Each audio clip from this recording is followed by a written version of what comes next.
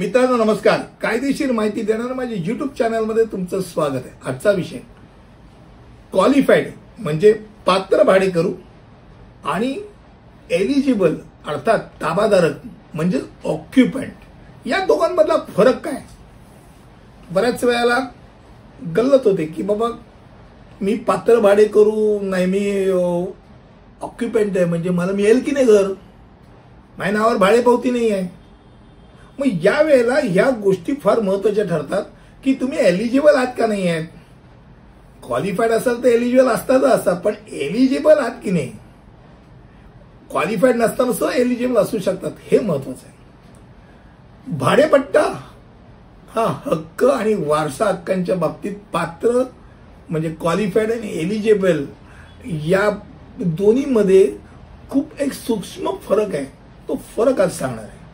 जर भाडेकरू तुम्ही म्हणत असाल मी भाडेकरू आहे, तर त्यातली सर्वात महत्त्वाची गोष्ट म्हणजे त्या जागेची भाडेपावती तुमच्या नावे आहे का. जर तुमच्या नावे भाडेपावती आहे तर तुम्ही भाडेकरू. अगदी सरळ सोपी व्याख्या. त्यामुळे तुम्ही सामान्यतः पात्र भाडेकरू म्हणून बोलले जातात. आता बऱ्याच वेळा असं होतं की जो भाडेकरू असतो तो मरून 20 वर्ष झाली असतात. त्याच्या पोराला काय, त्याच्या नातू राहतो तो, म्हणजे तो भाडेकरू असतो त्याचा पोरगा पण वारतो, तो तर वारतो, मुलगा पण वारतो, त्याचा नातू राहत असतो आणि जन्मापासून राहत असतो. म्हणजे त्याचे आजोबा जे मूळ भाडेकरू होते, मग त्याचे वडील पण तिथे जन्मले, ते वारले तिथेच. हा नातू, ह्याचा जन्म पण तिथलाच, हा राहतोय तिथेच. आता हा काय झाला, हा एलिजिबल झाला, हा ताबाधारक आहे पण एलिजिबल ऑक्युपंट आहे. याला भाडेकरू कायद्याने संरक्षण दिलेलं आहे, एलिजिबल आहे. म्हणजे सामान्यतः विचार करायचा झाला तर भाडेकरू कायद्यामध्ये ज्याच्या नावे भाडेपावती आहे तो क्वालिफाईड होतच असतो. रिडेव्हलपमेंटला जेव्हा जातो त्यावेळेला बिल्डरला पात्र झोपडीधारक, पात्र भाडेकरू जे क्वालिफाईड टेनंट्स हेच नाही तर एलिजिबल ऑक्युपंट्स यांची पण संख्या, त्यांचे पण कन्सेंट घ्यावे लागतात.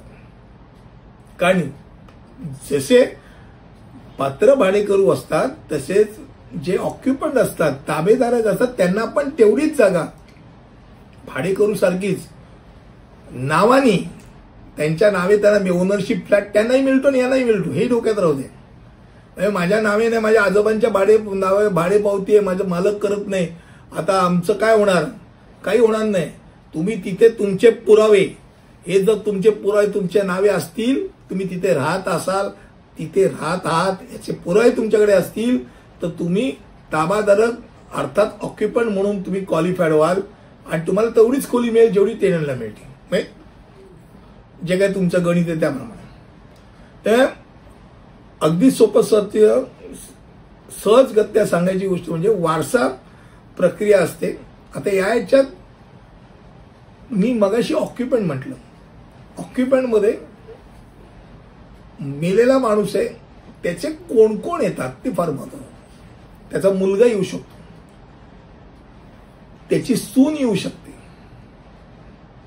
त्याची बायको येऊ शकते, त्याची विधवा सून तर आहे, सून म्हटल्यानंतर विधवा झाली तरी ती सूनच, त्याची लग्न न झालेली मुलगी येऊ शकते किंवा त्याची डिवोर्सी किंवा विधवा मुलगी येऊ शकते. हे सगळे क्वालिफाईड आहेत, कॅटेगरीज आहेत. न लग्न झालेली नात येऊ शकते, नातू आहे, नातवाची बायको आहे, म्हणजे तसंच खाली खाली खाली खाली लिनियरमध्ये खाली खाली जात जा. हे सगळे क्वालिफाईड होतात आणि हे संरक्षित आहे. हे जर तिथेच राहत असतील त्यांच्या लग्नापासून किंवा त्यांच्या जन्मापासून तर दे आर क्वालिफाईड. मला असं वाटतं साध्या सोप्या भाषेत ज्याच्या नावे भाडेपावती तो भाडेकरू हे तर आपल्याला कळलंच, पण एलिजिबल म्हणजे ताबाधारक ऑक्युपंट कोण या बाबतीत तुम्हाला आज मी माहिती या व्हिडिओच्या माध्यमातून दिली. पुढच्या व्हिडिओमध्ये असंच काहीतरी नवीन घेऊन येईल. तिथपर्यंत इथेच थांबतो. धन्यवाद.